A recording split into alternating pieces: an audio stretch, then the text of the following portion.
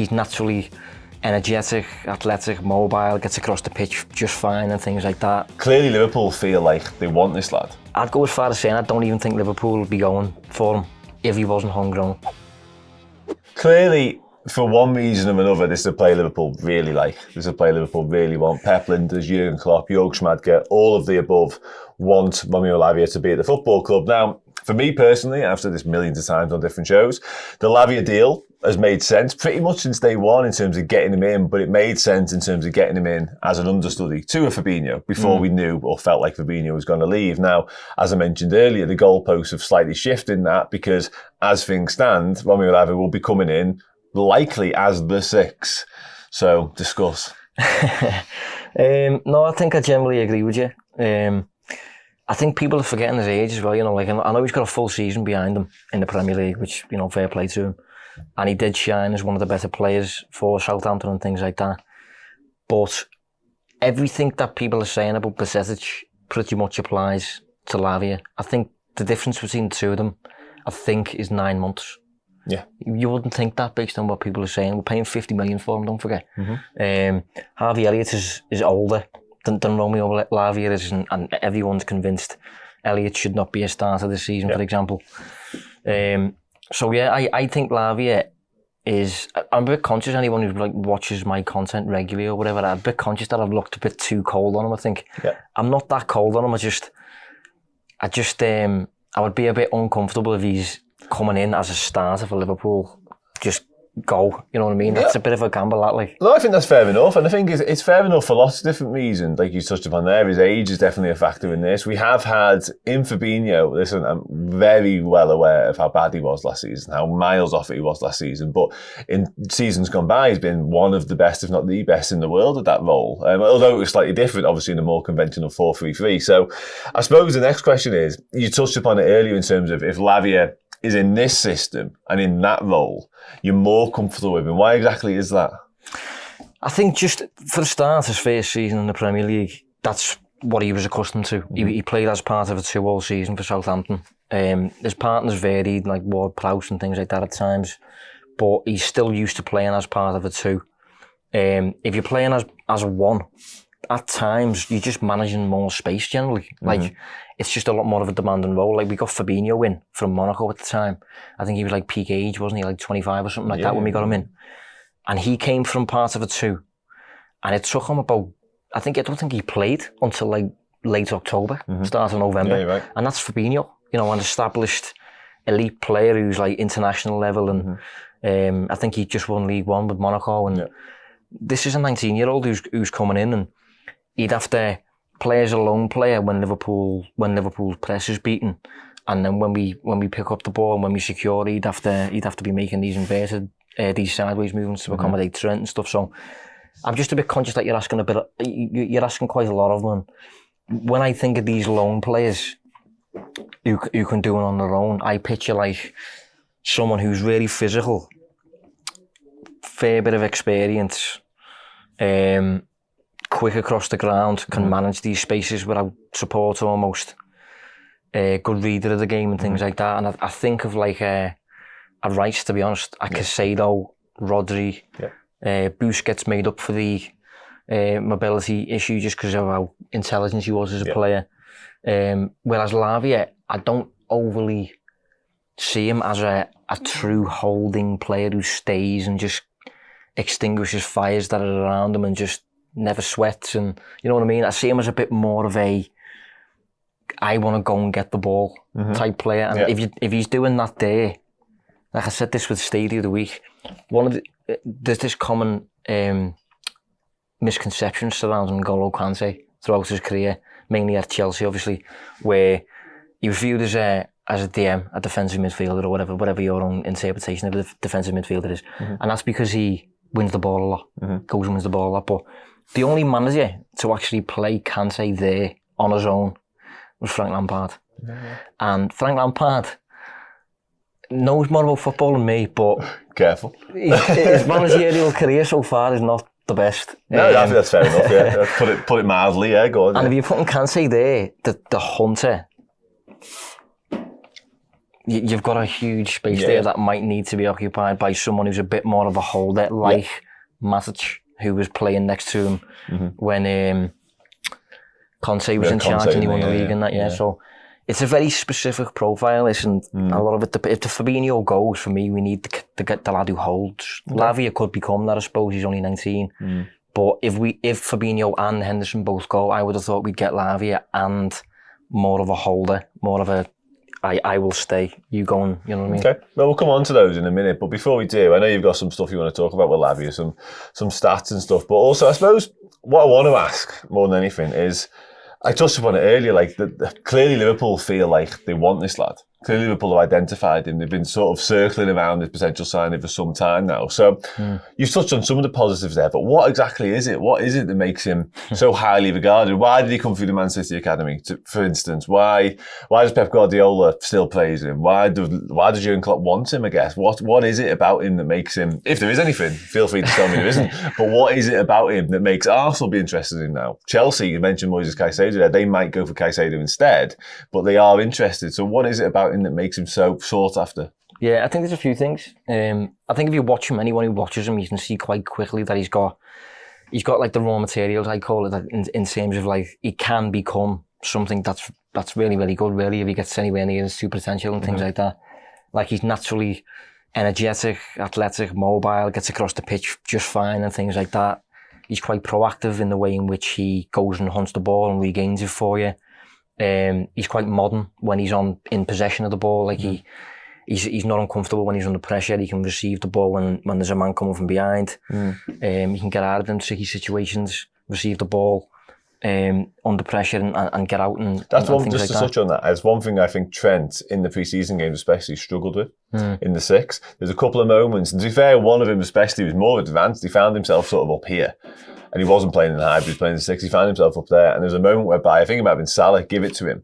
And instantaneously there was a press up his back and he lost the possession straight away. Yeah. And it's harsh because you shouldn't, but straight away you can tell he's not done it a lot. You know what I mean? Straight away you can tell whether someone like a Lavia, who used to playing in midfield, used to playing with more bodies around him and quicker speed of thought, back to goal, that type of thing, is more used to it. Whereas Trent has spent his entire career as a right back, occasionally doing this now with the game in front of him. The minute the game wasn't in front of him, someone nicked the ball off him straight away. And that was a bit of not a red flag, that's too far, but it did make me think, and people around me think, okay, maybe he can't be this midfielder that people have earmarked him as. Yeah. Well, it's similar with this role as well when it comes to Henderson. I think this role, you're naturally going to be receiving the ball in really confined spaces, and you're naturally going to be under pressure by a back four that's here or whatever. And I think Henderson did it to an okay level, but getting in someone like Szoboszlai to do it, and McAllister over here and Curtis Jones over there as well, they are just much more comfortable doing it. And I think it's more of an increasingly modern trait, I think, because I think pressing as a defensive mechanism is much more common now compared to when I was watching football as a kid. Yeah, absolutely. When I was watching football as a kid, if you lost the ball, it was panic stations, get back in your block and stand there until you regain the ball again. Yeah. And I think nowadays, every team wants to press. It's the new buzzword, isn't it? And to have players who are press resistant and can get out of them situations and stay cool and composed, it's an attractive quality, and I think Lavia's got it. On top of that as well, I think, I don't want to go too heavy on this, but I think I'd go as far as saying I don't even think Liverpool would be going for him if he wasn't homegrown. I think I think that's a massive thing with this signing in particular, and that's why Liverpool are paying 50 million for him, which is a huge amount. If you think about it now, this summer, Milner, Ox, Henderson, all going, all homegrown. Joe Gomez, who knows where he's going to go eventually, or if he's going to stay or whatever. Kelleher, Nav Phillips, Fabio Carvalho. Liverpool have a bit of a homegrown dilemma that's kind of bubbling behind the scenes. And on top of that, we have a midfield that is under regeneration and everyone's getting off who's been there in the past. So you need a midfielder and you need a homegrown midfielder ideally. And Lavia is someone who would come in because of his age. I'm pretty sure in saying that you wouldn't have to register him. That's right, you don't. But when you would have to register him, he's a homegrown player. Because he came through the City Academy. Yeah, exactly. So it's something that you generally always see. Any homegrown player tends to go for more. It's just the way it goes. Ben White went for 50. You know, whether he was worth that or not is another question. But it's just the way things tend to go. Conor Gallagher is going for like 40 or something like that. Yeah. There's definitely some added value on there. Chelsea got a lot of money for their kind of academy graduates. Yeah. Trevor Chalobah's meant to be on a move at the minute. Yeah. So I think the fact that Lavia, I think if Lavia wasn't homegrown, I think there's players who are maybe more ready for Liverpool now. Okay. But because Lavia is homegrown, he climbs above some of them on the list, I think. I think that's fair enough, I really do. Before we move on, I want to touch on something in a minute in terms of, you mentioned a second ago about sort of getting Lavia plus a frontline potential 6 option. I want to touch on that, but have you got any numbers about Lavia, anything you want to touch on there, dribble-wise and stuff like that? I know you have. Yeah. Of course you have. You won't come without. Yeah, well, this is what's interesting, because all of the stuff I've said about Lavia, it's because I'm used to looking at Liverpool signings, Liverpool transfer links or whatever, checking the numbers and immediately seeing where the lad shines. He's usually an outlier in something. Mm-hmm. Lavia, if you look at him, is okay, but he's not grabbing the spotlight, if you get what I mean. Mm-hmm. So I'll show you the graphic now. So this is the first one. This is scatter plot, as you can see, and on one axis we've got tackles and interceptions per 90, and on the other axis we've got successful dribbles per 90, and I've picked them two because they are, if you watch a compilation of them, he looks like a ball winner and he looks like a dribbler. So there is two most prominent areas, if you like. This is midfielders only, like you're seeing. Premier League last season, and everyone there has played a minimum of 900 minutes, and there's some forwards in there. I could have spent hours getting them out, but I just left them in there for the sake of it. If you can't see Lavia, he's kind of about 4 interceptions and tackles per 90, and about 1 and a bit dribbles per 90. Around Rodrigo, Bentancur, Declan Rice, the lad who's kind of overlapping Lavia there is James Milner. Okay. Now, what I'm trying to get at here is that is kind of Lavia's. That's where Lavia shines the most, and even still, he's kind of not really. I mean, you got Conor Gallagher there, you got Joe Linton. It's not a steam company, is it? Not really. I mean, it's not bad. Don't get me wrong. I mean, the lad's 19. Yeah, and he played for the worst team in the league. Yeah. So he would probably receive some sort of boost across his numbers in some capacity if he played for Liverpool compared to Southampton.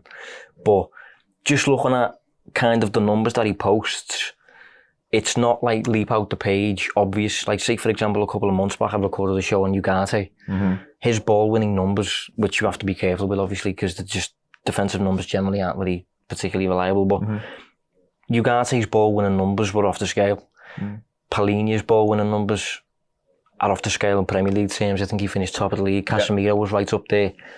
Lavia's painted as a ball-winner, but he wins the ball less than Jack Colback per 90. So it's not... I don't want to see it's too cold, do you see what I mean? Numbers are numbers, aren't they, at the end of the day? But do you think... But these contacts lacking there, obviously. I'm just comparing them to what I would usually see. I'd usually look at him and go, okay, I see it, yeah. Makes sense. I can see that, yeah. This doesn't make as much sense. And if you look at his stats bomb radar, now bear in mind, bear with me on this one. Go on. So we don't need to provide too much analysis on this one because it's quite detailed for someone who's just seen it for the first time, probably. But what that is that's Lavia compared to his midfield peers, I think, in the Premier League only, based on the season just gone, for like fouls won, successful dribbles, deep progressions, passing accuracy and all that stuff. And as you can see, in no department is he like top bracket. He wins a lot of fouls, for example, compared to his midfield peers, because he's kind of close to the outer of the circle there. Turnovers and keeping the ball. But other than that, say for example pressure regains, he's not particularly looking like a pressing monster really or anything like that. Obviously not assisting goals and things, we expect that's normal. Possession adjusted interceptions, you'd maybe expect it to be a little bit higher, but this is kind of what I'm painting in terms of like as a data thing. He's not like leaping off the page, but that doesn't mean he can't, and that doesn't mean he won't or anything like that. That's just seeing what he's done so far and asking questions about it. No, I think that's absolutely fair enough. Yeah. Do you think perhaps Liverpool, you touched on it as you were talking about sort of Southampton not being, particularly fluent in possession and not keeping the ball loads, because as you mentioned, they were one of the worst teams in the Premier League last season. They got beat most weeks. So do you think maybe Liverpool have identified him and sort of said, well, in a side that has more of the ball, that dominates more football matches, we know we'll extrapolate this, and this out of him? Do you think that's the approach we're going with? Because you're the data guy, but I know how data-driven Liverpool are. So clearly there must be something in it, something they've seen in him that suggests that what he does have, when transformed into a side that, like I say, is a better football team, quite frankly, he'll be able to excel at that point. Yeah, well, that's generally what the idea of the whole data analysis is, really. The idea is you pick up on these players who are posting decent numbers for a team beneath Liverpool in the football and food chain, and you look at them and kind of assess, and I can't do this is above my pay grade, but that you kind of assess and forecast what their output will look like in a Liverpool unit, and it should naturally receive a boost. Jota is a very good example of that. Nunes is another good example, which, for example, in this final season for Benfica, Nunes was averaging about 3.7 shots per 90 for Benfica. You put him in Liverpool in his first season, he's averaging 4.5 shots. So you put him in a better attacking team, he's now getting more chances. Shock. You know what I mean? So if you put Lavia in a better organised team, maybe give him situations that he'll be able to anticipate more because the team's better, things like that. Maybe he'll regain the ball more for you and things like that. So it's all about just kind of forecasting like what putting him in Liverpool will do to his own performances and Liverpool's performances. Thank you so much for checking out the show today. If you need more Liverpool content in your life, whether it's podcasts, videos, interviews, or great Liverpool documentaries, head over and subscribe to redmenplus.com today. It funds everything we do across all the free platforms, and we give you amazing content each and every week.